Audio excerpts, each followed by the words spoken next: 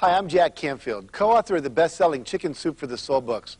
It was always my dream to write a best-selling book that would make a difference in the lives of others. My book was first rejected by over 33 publishers. Well, one publisher finally took it, and it's now sold over 33 million copies worldwide. I was able to make my dreams come true, and in this program, I'm going to teach you how to make your dreams come true. Selling co-author of the Chicken Soup for the Soul books, Jack Canfield is one of America's foremost motivational speakers.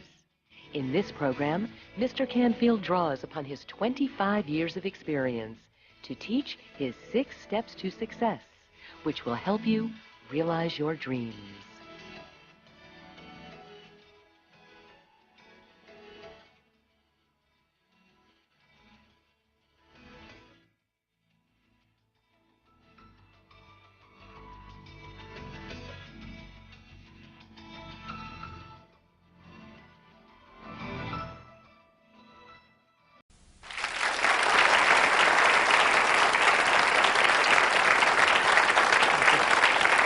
Thank you. Thank you. So let's jump into these 6 steps of success that we're talking about here. Step number 1, you have to decide what you want. Now that sounds so obvious, but so many people go through life not being really clear about what their goals are, what their vision is, what their dream is. I have a cartoon at home that I have above my desk, and it's a cartoon of 2 spiders sitting at the end of a sliding board, the kind that kids slide down. There's a big spider web across the place where the kids would come off. And one spider's looking at the other, and he says, you know, if we pull this off, we'll eat like kings. And even though it's a little gross, it makes a point that I want you to have a big vision, a big vision. I want you to go for everything that it is you want in life, and to get in touch with that from your heart. See, we were told, a lot of us, you can't have that, you can't do this. Forget all that. If none of that mattered and anything was possible, what would you want? So one of the phrases I have is ask what, not how. Because many of you don't know how you're going to get it. And if you don't see how you can achieve it, then you're afraid to commit to it. Well, I can't see how to have a perfect relationship with my husband, so I don't want to commit to that because I don't want to be a failure. I can't see how I could ever get medical school given the income we have, so I don't want to commit to that. What I'm going to teach you here is if you'll make the commitment and do these other steps that we're going to talk about, the how will show up along the way. See, in my ideal vision, there's no drive-by shootings in Los Angeles. In my ideal community world, there's no hunger. There's no illiteracy. There are no gangs. People say, oh, that's impossible. Well, it's only possible if we start to visualize it, decide this is what we want. And once we commit to it, as I said, the how will show up. And finally, are there any accomplishments you want to have before you die? Maybe you want to get that PhD, want to write a book, or publish a letter to the editor in the newspaper, or make that trip around the world, whatever it is for you. Now, don't let your mind tell you it's not possible. I want the inner child in you, you know, the one that says, come on, Mommy, I want to buy that. You go, we can't afford that. Okay? I want the little kid in there that thinks anything is possible to decide what you want. And the spiritual part of this comes in, I believe, that in your heart, you really know what's for your highest good. And if you let yourself go there, then you're going to be lined up, the old not thy will, or not my will, but thy will. And so I want that energy to come through as your life purpose. And we can't go into that in like great depth in a small seminar here that we have in terms of time. But again, this is not about your ego needs. It's about what you really need to do to feel fulfilled, to feel filled full of yourself. And if you'll go there and trust yourself, then you get a level of satisfaction you can't believe. The last part of this is you got to tell other people what your vision is. Now, a lot of teachers out there say, oh, don't tell people what your vision is because they'll rain all over your parade and then you'll lose your enthusiasm. Remember, surround yourself with positive people. And if someone does rain on your parade, just say thank you for your contribution, right? Because they're doing the best they can to be of value to you. Maybe they think that you can't do it. Just say thank you. Move on. Go to someone else, okay? But as you start to share your vision and your dreams with others, some people are going to go, I have that same dream. I'll help you. Martin Luther King stood up and said, I have a dream. And a lot of other people went, hey, I share that dream. Let me line up. I'll march with you. And eventually, some things started to happen in terms of fighting racism in our culture. But it had to be someone that stood up so other people could attract to it. And you'll be surprised who will become attracted to your dream. The second step to success that's so critical is you've got to set specific goals and objectives for your vision or your dream. It's a nice thing to say, I want a winter home in Hawaii. But that won't do it. It's got to be measurable.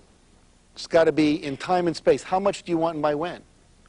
Now, let me give you a good example of this, why it's so important to make a list of goals. I tell people in my seminars, you want a goal or an objective, a measurable thing for every part of your vision, and I think you want to have 101 goals. I mean, really go for it. Now, John Goddard, who we wrote about in our first Chicken Soup for the Soul book, when he was 15, he set a list of 127 goals that he wanted to achieve. Now, he's sitting in his dining room with his dad, and all these people are coming over to dinner. These are the big, successful people in town. And he's listening to them talk to his dad, who's a successful businessman, saying things like, you know, I wish before I'd started my business, I'd traveled around the world, because now it's too late. Or I wish I had spent more time with my children. Or I wish I'd read the encyclopedia. Or I wish I'd learned music. I wish I'd learned to play an instrument. And he said, I don't want to live my life and get to 50, 60 and go, I wish I had. Or to live on what one of my friends calls someday I'll. Right? Someday I'll do this, someday I'll do that, and you never get there. And so he made a list of 127 goals.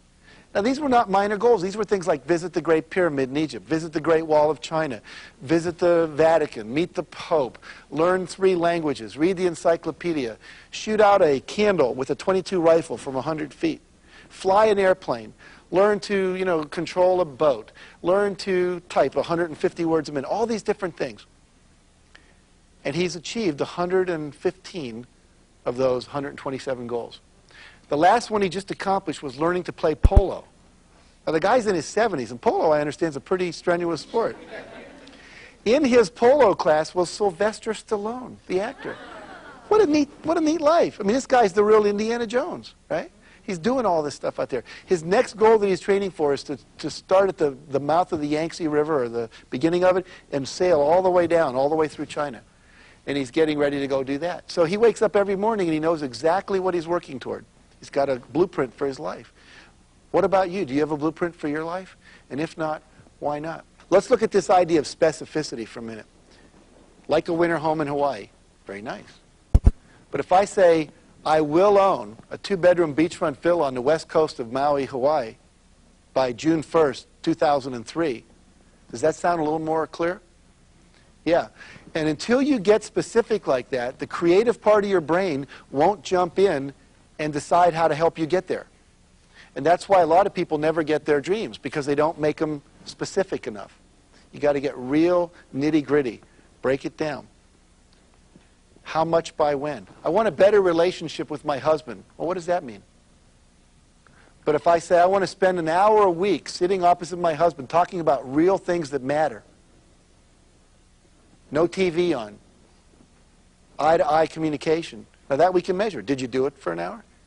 Want to have more fun. What does that mean? But what if I say I'm going to listen to comedy albums twice a week for a minimum of an hour? You're probably going to have more fun. So make it specific. Make it real. Some people say, you know, I want our business to increase. Well, how much? By when? I want the reading scores to go up in a school. How much? By when? Until you have that, you're not going to make progress. And so many people's dreams never get completed because they're not clear about the specific number of how much by when. I told you earlier in the program, we said we're going to sell 1.5 million books in a year and a half. And that directed our behavior. Recently, we just said we're going to sell 1 million books in one day. And we had 101 bookstores involved in a book signing. We're going to try to be in the Guinness Book of World Record for the largest book signing ever done. Now, I don't think we sold 1 million books. Maybe we sold a couple 100,000. But by holding that question and trying to figure out how to do it, it moved us toward that goal. Now, maybe it'll take us 2 years to figure out how to sell 1 million books in one day. But it gets the thinking to expand out into that arena. Is this making sense? Okay, so you want to have those goals. Now, the other thing you want to do is break your goals down. Many of you have big goals. End hunger in the world. That's a pretty big goal. You know, have world peace. Achieve a certain level of spiritual oneness with God or life. Big goals. When you first look at it, it's kind of overwhelming. But what if we were to break that down into little steps? It says, okay, I want to go to college and get a PhD. Gosh, I'm only a high school student. But the next step would be finish the math class, get an A in this, write for a brochure from a college, get a catalog, pick 1 or 5 colleges that I want to apply to. You know, just keep breaking it down to little steps and then figure out how to get all those steps done and put a date by each step and then start doing the plan. Someone said if you fail to plan, you're planning to fail. Does that make sense? Yeah, absolutely. One of my friends said, success by the yard is hard, by the inch, it's a cinch. So we just break it down into small pieces. I was reading the Guinness Book of World Records because we were thinking about being in there, and this guy set a goal to eat an entire bicycle. Tires and all. Now, how do you do that, right? Well, it took him 17 days. But what he did is he kept cutting the bicycle up and then melting it down into little swallowable pieces, and he ate them. I don't know how much stayed in, but he ate them, right? But the point being, anything can be done if you break it down small enough. Make sense? So don't let the bigness of a goal overwhelm you. Now, finally, what's the purpose of all this? The purpose of all this is not to get the $1 million, the Rolls Royce, the best-selling book, all of that. That's nice. But have you ever known people that had all that and weren't really happy? And have you ever known people that had all that and then lost it? You know, Donald Trump was really wealthy for a while, and then he lost it, and now he's coming back and all that. Well, that happens. It's not the result that's important. It's who you become in the process of achieving the result. Jim Rohn said, set a goal so big that in the process of achieving it, you become someone worth being. Isn't that an interesting concept? Because it's not the result. If you set a big goal, 3 things are going to show up in your life. One is called considerations, all the thoughts about why it's not possible, all the fears that you have about going out there and doing that thing. And finally, there are real roadblocks out there in the world. There are laws and things that maybe that it's not legal to do that yet, or it's not zoned for that, or all those kind of things. And you're going to have to learn how to overcome those roadblocks. And to learn how to quiet the considerations in your head, and learn how to overcome those fears. But have you ever done something that was really scary, and then the next time you did it, it wasn't quite so scary, and then the third time was, and pretty soon it's no big deal. Like the first time I did TV, it was scary. Now it's not such a big deal. But you have to go through it, right? And when you're done, you get to have something in your life called mastery. And that's the goal. The goal is mastery. Mastering your fears, mastering your thoughts, mastering your behaviors, so that you can do anything you want. That can't be taken away from you. A friend of mine's house burnt down. He was an author. Lost all his manuscripts, all his research, his computer melted, everything. Nothing was saved. And you would have thought maybe he'd have committed suicide at that point, but he didn't. What did he do? He said, look, everything I learned about being an author is still in my head. You can't take that away from me. I know how to talk to editors. I know how to write. I know how to outline. I know how to write book proposals. I know how to go on talk shows. I'm no longer afraid of that. So what you want to do is create goals that are so big and so full of your heart that when you achieve them, even if you lose the result, the best-selling book, they always fall off the bestseller list. My publisher over here will tell you that. They just don't stay on there forever. But the reality is you become a master in life. Now, step 3 is you've got to visualize the results that you want. This is probably the most important step of all the 6 steps. Maybe the second most important. It's one of the top 2. What does that mean? You've all heard people say, visualize the goal as if it's already achieved. Think about this. Have you ever known a kid, like a high school kid, he's into skateboarding or something, and you go into his room, and the whole wall is covered with pictures of skateboarding? It's like he's surrounding himself with this image of what he wants. People say, I can see it so bad I can taste it. You ever heard that phrase? Yeah. Well, they literally can see it. And because they can see it, it creates something inside of them that moves them toward the goal. Let me demonstrate this with you. Could I have everyone stand up right where you are for a moment? And you at home, would you stand up too? Good. Now, we're going to do a little exercise that is intended to literally blow your mind, to open it up at such a level that you'll never be the same again in terms of this technique we're talking about. So what I'd like you to do is just watch me for a minute, and then we'll do it. In a moment, I'm going to ask you to put your right arm out in front of you and have your feet about 12 inches apart, nice solid stance. And then I'm going to ask you to turn as far as you can. And when you can't torque your body anymore, notice where your hand is pointing. Mine's right to the right-hand side of that pillar there. And then look to what's to the right and left. I see the blue window. I see the wall there with the painting on it. Get a clear picture and kind of lock that in like a photograph. Okay? Pretend there's a little laser beam pointing off. Now, if you're turning here in the studio and there's somebody there, bend your elbow, keep turning. Don't whack them in the head, but also don't stop. I want your turning to only be stopped by your inability to torque your body any further. Okay? Everyone ready to do this? Put your right arm up. And go ahead, turn as far as you can. And when you can't turn any further, notice where your hand's pointed. See what's to the right, what's to the left. Get a real clear picture. And then come on back to the middle. and lower your arm. Okay, good. Now, if you're willing, what I'd like you to do is to close your eyes. Close your eyes. And just imagine that you're lifting your arm up. Imagine you're moving it across your body the same direction you went last time. This time, when you get to the spot where you stopped, you're going to go another foot or two further without any stress, no strain, no pain, no effort. You're just able to go further. Notice where your hand will be pointing now. Use the power of your imagination to create a very vivid, clear picture. Make it real, make it vivid, make it clear, make it bright. Excellent. Then imagine moving your arm back to the middle, down to your side, and go ahead and open your eyes. Okay. Everyone, raise your right arm again. And we're going to turn again. This time, go as far as you can. See how far you can go. And then come on back to the middle. And by show of hands, how many of you went further? No, no, no, no, no, no, no, no. Okay, take a seat for a minute, and we'll talk about why that happened. Okay, good. Now, let me explain what happens here. You had in your mind an experience of reality called how far you went, right? And then I asked you to put a picture in, we'll call it the vision, of something you wanted, which was to go further that you hadn't really experienced. And when you hold those two in your mind simultaneously, it creates something in the brain called structural tension. It's a mental tension. That mental tension wants to resolve itself. It can only resolve itself one of two ways. Either you give up on the goal, or the goal has to become real. Now, what happens in your brain when you do this, and you hold that structural tension, remember we talked disciplines of success? This is something you do every day as a discipline. And when you do it, you visualize the goal you want as already achieved. And that structural tension makes three things happen. Number one, you start to perceive things out in the world that were always there that can be resources to help you achieve your goals. Things that you just didn't even notice before, but they were there. Second, you're going to start getting creative ideas. Oh, I could do that. Third, you're going to feel motivated to take action.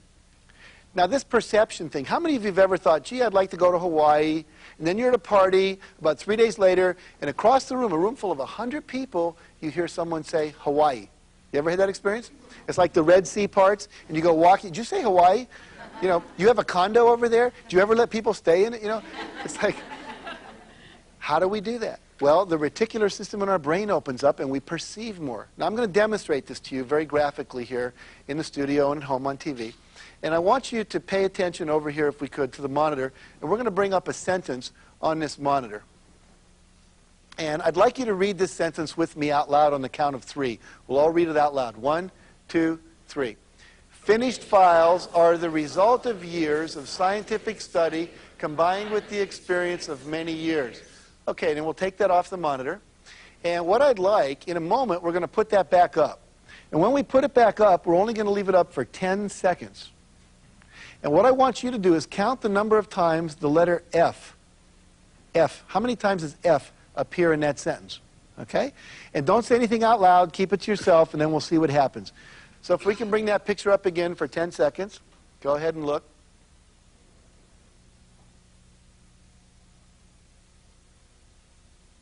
Okay. Now, by show of hands, how many of you counted 3 F's in that sentence? Can you raise your hands? Okay.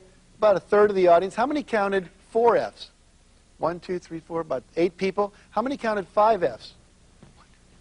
About 12 people. How many counted 6 F's? About 7 people. How many people aren't going to raise your hand no matter what I ask? Got you back there? Okay, good. Now, first question. Were we all looking at the same sentence? Or not? See, there is an objective reality out there. Let's take a look again, and let's see. Those of you that saw 3 F's, if we look up on the monitor, are those the 3 you saw? Yeah. Yes? Okay. Now we can bring that off. And those of you that saw more, let's bring it up again. Now, if you look, there are 6 F's underlined in that sentence. You hear that, oh. That's what we psychologists call the oh my gosh reaction, you know? Okay, now here's the deal. Just because you didn't see the extra F's, does that mean they're not there? No, they're still there whether you see them or not. Do you think some people see more resources out in the world than you do? More solutions to problems? More entrepreneurial opportunities than maybe you do? More people that look friendly they could get a hug from? More money that's available for loan? See, everything's out there. All the solutions to your problems exist, but we don't see them. And partially we don't see them because we've never learned this concept of how to get our brain to open up and let this reticular system in the back let that information in. Did you ever drive down a street and notice a house and go, where'd that come from? And your husband or wife goes, honey, that's been there for 3 months. You know? And literally you just didn't see it. It was like a blind spot. But what happens when you learn this technique, all of a sudden you start seeing more. 1983, the Australian sailing team had never won an America's Cup, ever. And the coach had a new idea. He said, let's try this visualization stuff. And he made a tape. And on this tape, he did a narration of the Australian team beating the American team. And it was something like, you know, we're going around the last buoy, we're 3 boat lengths ahead of the Americans. And they had all the sound effects in the background. The wind and the sails and the water going by and the little lines hitting the mast and all that stuff that you associate with that. And this tape went on for about 20 minutes. It was a little faster than the actual race. And they would imagine beating the Americans. Now, he made the team listen to this tape every day, twice a day, for 3 years. Someone just said, oh my gosh. Now, when they finally went to race the Americans, it was like, not them again? How many times do we have to beat these guys? It was like, of course we can beat the Americans. Their whole attitude was totally different. And in fact, they came in and they won the America's Cup. So the idea is that you can use this in any aspect of your life, whether it's sports, whether it's, you know, losing weight, whether it's getting better grades in school, learning to read, whatever. When we come back from the break, I'm going to show you how to use this power of visualization in education. I'm going to show you how it was used, for example, in New Orleans, to take a school where the dropout rate was 86%. The kids never graduated high school, and they turned that around in 5 years to 16%. Using this technique. So stay with us. Come on back.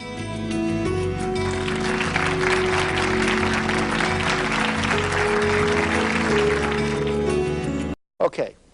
Let me demonstrate to you, more than anything I can think of, the best way to do it, the next step. Step number 4. Because it's really critical that you get this.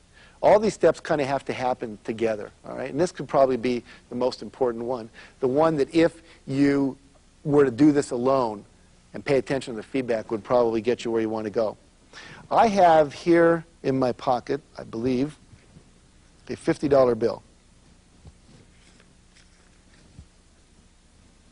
If this $50 bill were available, and it is, I'm going to show you the one secret that separates winners from losers more than anything else. Okay? So if this was available, who would want it?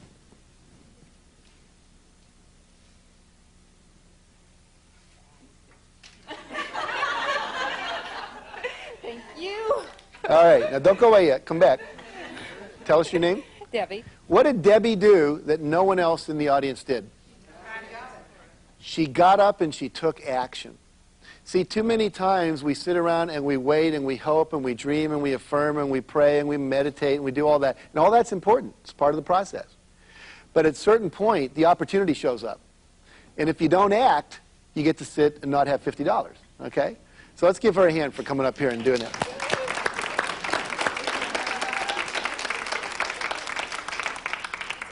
So step number 4 is what? Take action. Take action. One of my favorite quotes is by Henry Wadsworth Longfellow. He said, the heights by great men reached and kept were not attained by sudden flight, but they, while their companions slept, were toiling upward in the night. What does that mean? You got to work. You got to do some doing this. You can't just sit around and hope it'll happen. One of the steps, one of the actions you need to take is called asking. And many of us, see, we wrote a book, Mark and I wrote a book called Dare to Win. And it was a book of all these kind of things, and people went out and they read the book, and still a lot of people weren't successful. And we thought, what's the problem here? And as we began to analyze and interview people, we realized that one of the main things that was blocking most people was the fear of asking for what they wanted.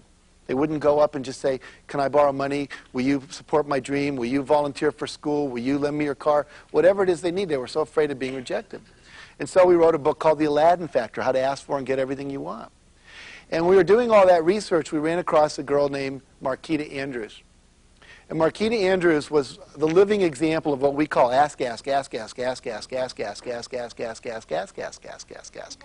Because you're going to have to ask a lot of people. And Marquita, her mother, when she was a little girl, came up to her and said, you know, Marquita, I have a dream. My dream is to travel around the world, but I also have a dream for you. I want you to graduate college. Problem is, I'm a waitress. I don't see how I can underwrite both dreams on a waitress's salary. But I'll make a deal with you. If you'll go to college and agree that after you graduate, you'll take 25% of your income for the first number of years and put that in savings to send me around the world, then I'll pay for your college education. But if you're not willing to do that, then I don't know if I want to pay for your college education. Well, what is she? She's like 7 or 9 at the time. She goes, sure, deal, you know. Well, later that year, she joins the Brownie Scouts. And the Brownies are part of the Girl Scouts, and they came out with their annual cookie drive. And they had a contest that year. Girl who sells most cookies wins trip for 2 around world. Marquita says, I'm getting out of this one easy, right? So she starts selling cookies like you can't believe. Now, in her first year as a Brownie Scout, she sold 3,526 boxes of Girl Scout cookies. Someone just said, no way. Most women who've sold Girl Scout cookies, if you sell 300 or 400 boxes, that is a big deal. 3,526. How'd she do it? Ask, ask, ask, ask, ask, ask, ask, ask, ask. She lived in New York, high population concentration, right? She would go into high-rise apartment buildings and condos, and as people would come down in the morning and back from work, she would just be there. Did you buy your cookies yet? Did you buy your cookies yet? Well, you want to buy some cookies? And if she bought one, they said, well, you want to buy 2? Don't you know people? She would just ask, ask, ask. Then one day, she finds herself at 14 years old. She wrote a book called How to Sell More Cookies, Condos, Cadillacs, Computers, and Everything Else. And she was the keynote speaker at Radio City Music Hall to the $1 Million Roundtable of insurance salesmen, all people who'd sold over $1 million in commissions and all this stuff. And she's up there talking to 1,000 people. At the end of her talk, she says, I want you all to look under your seat. You'll find a 3x5 card. Take that out and write a number between 5 and 10 on the card. So everybody did. And she said, that's how many boxes of Girl Scout cookies I want you to buy for me today as you leave here. That day, she sold 7,000 boxes of Girl Scout cookies. She's in the Guinness Book of World Records. Before she retired, she sold over 32,000 boxes. Isn't that astounding? Hasn't been beaten yet. Okay? But what does she do? Ask, ask, ask, ask, ask, ask, ask, ask, ask. Very powerful tool. Now, she had one final clause, a little phrase she says, SW, SW, SW, SW. What does that mean?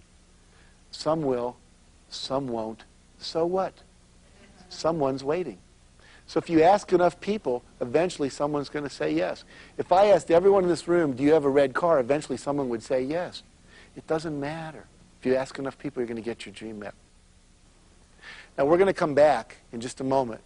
And when we do, I'm going to teach you a word that's going to get you out of the problem of what happens when you ask for something and people say no. And this one word, if you knew this word and you learned it and you used it, can actually get you anything you want in life. So stay tuned, come on back, and we'll show you how to make your dreams come true.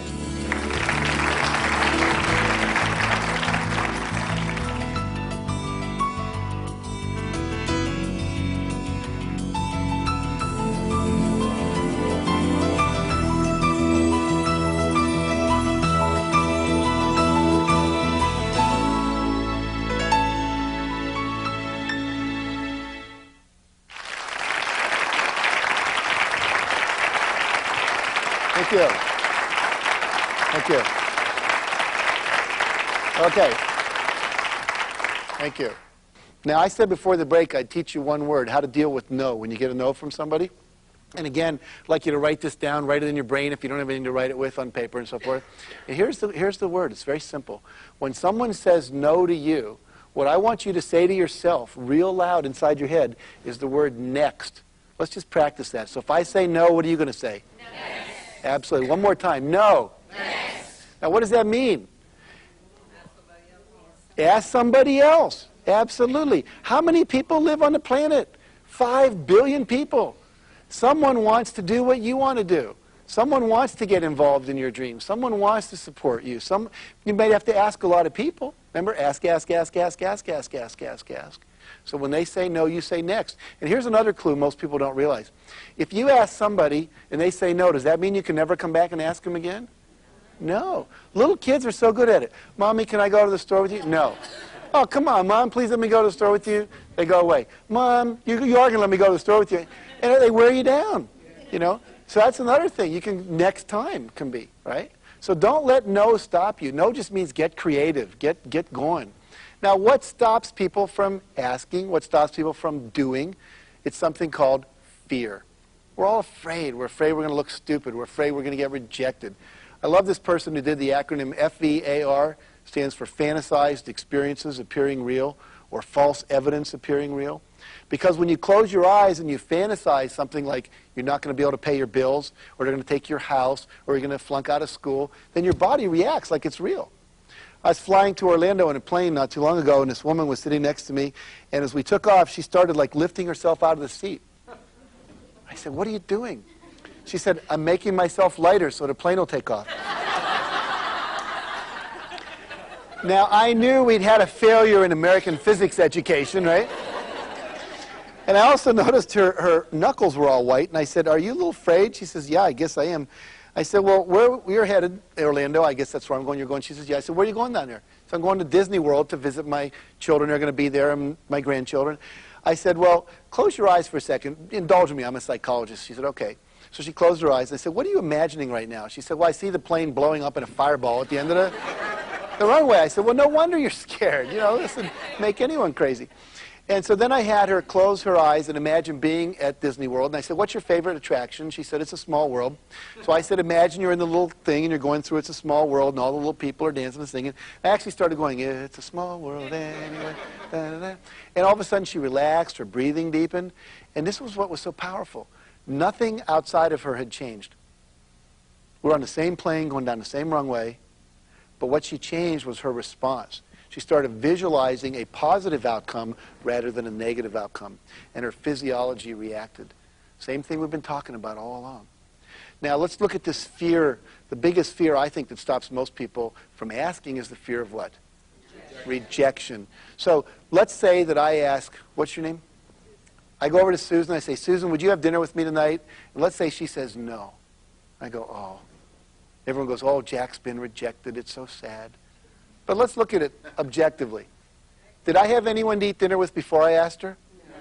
Did I have anyone to eat dinner with after I asked her? No. Did my life really get worse? No. Stayed the same, right? If I apply to Harvard and don't get in, wasn't in Harvard before I applied, I'm not in Harvard after I applied. And most of you have spent your whole life not going to Harvard and survived just fine, right? So it's not a big deal. I worked for a optical company that makes lenses. Half the lenses in your glasses, they have 50% of the market, so half of you are wearing them. And I was the first guy that ever brought in as an outside speaker for their sales meetings. And I got there early in the day, and I went out, and there were some guys golfing and stuff. And I went up to people, and I said, "Do you know who the top 2 or 3 performers in the company are?"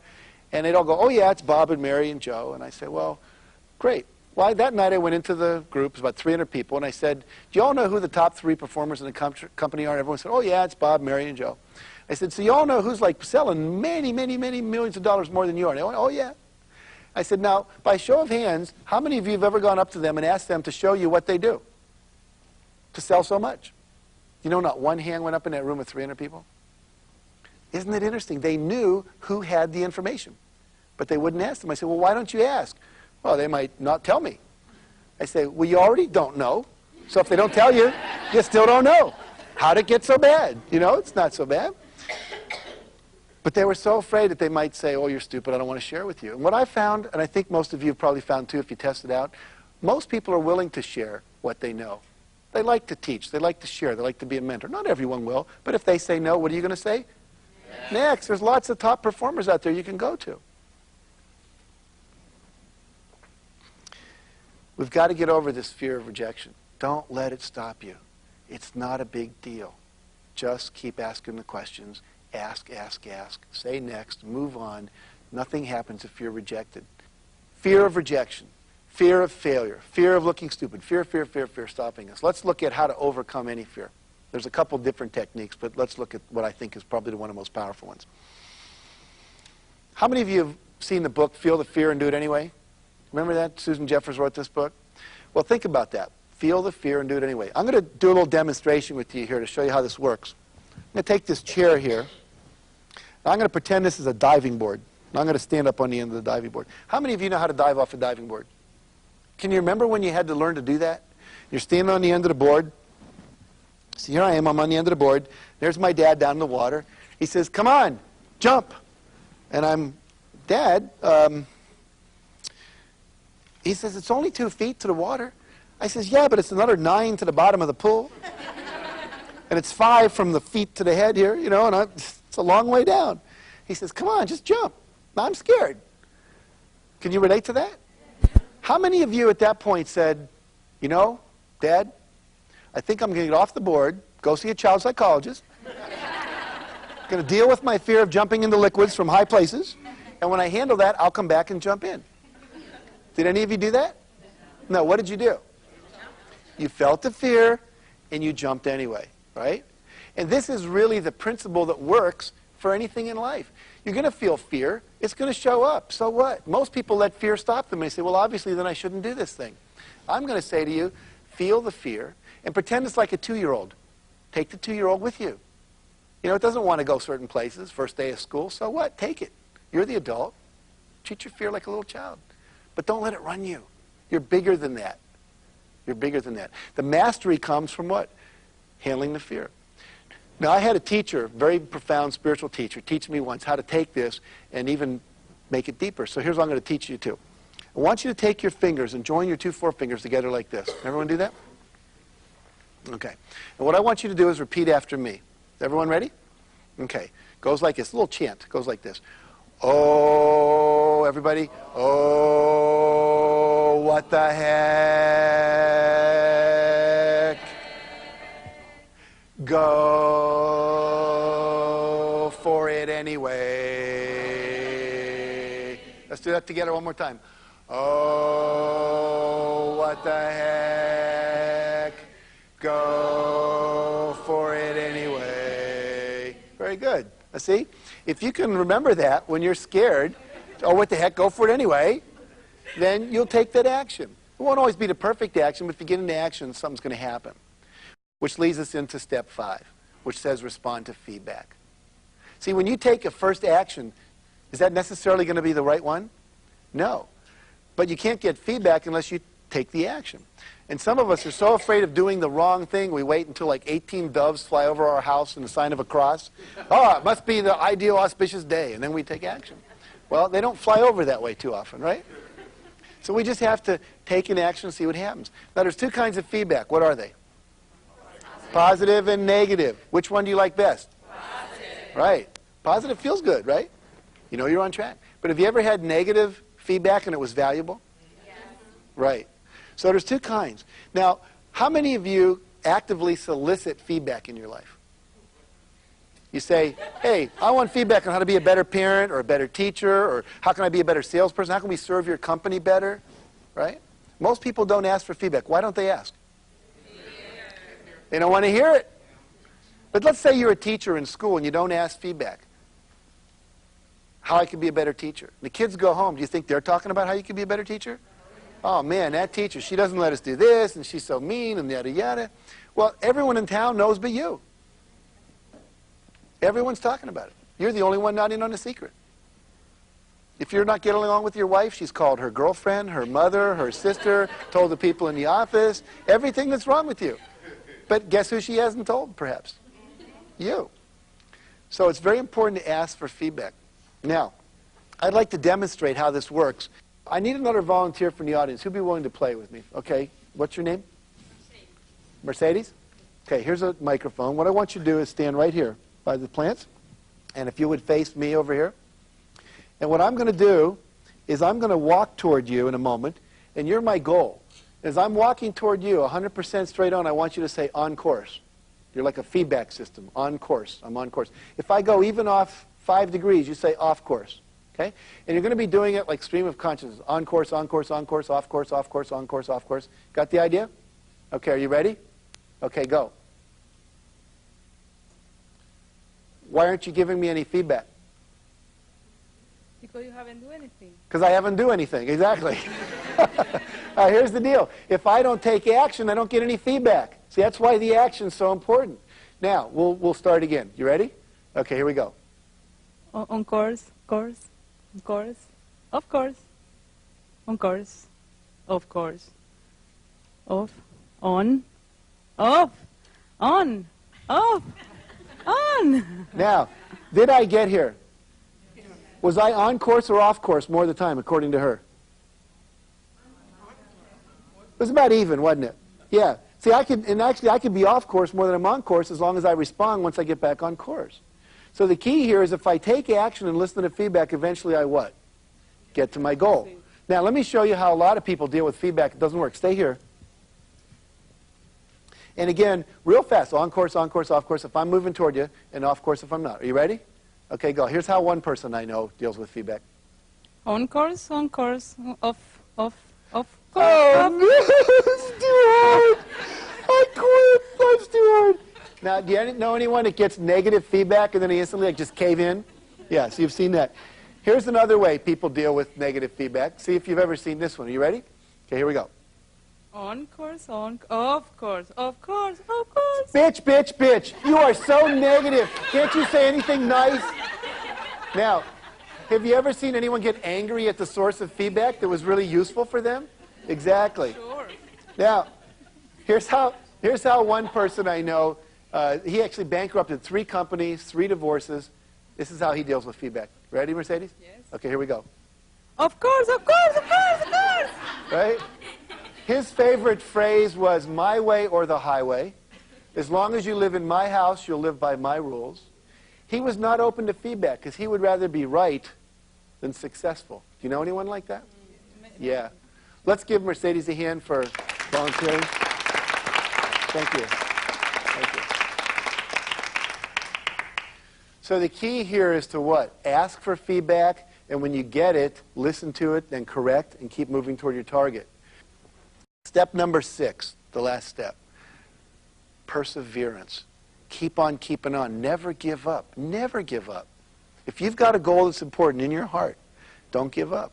As I said earlier, we would have self-published our book if no one else would have published it. You've got to have that kind of commitment to your goals. You may not know this, but the average millionaire in America goes bankrupt 3.5 times before they become a millionaire. I don't know how you go bankrupt a half a time, but you can do that statistically. Walt Disney went bankrupt 5 times. Henry Ford went bankrupt 3 times. Remember, we did Chicken Soup for the Soul. 133 publishers said no. When they did, the guy that wrote the book, MASH, that became a TV show, it took him 7 years. He was a high school teacher. He wrote at night. Remember, persevere a little bit every time. Break it down. Every night he wrote. What happened? Turned down by 18 publishers until Morrow bought the book. Jonathan Livingston Seagull, turned down by 19 publishers.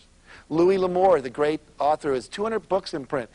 Got 300 rejections before he ever sold a piece of writing. Alex Haley, who wrote Roots, got a rejection slip every week for 4 years. 200 rejections before he sold his first piece of writing. See, it takes perseverance. Fred Astaire goes in for his first screen test. What do they say? Can't act. Bald. Dances a little.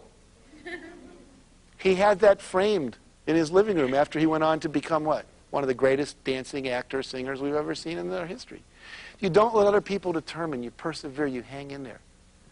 So if you'll make your dreams a priority, and if you'll surround yourself with positive people, if you take 100% responsibility for your life and decide exactly what you want, and set specific goals and objectives, and visualize your goals as already completed, take massive and repeated action to respond to feedback, make corrections, on course, off course, and never give up, and I promise you, you'll start to live an amazing life full of dreams come true. Now let me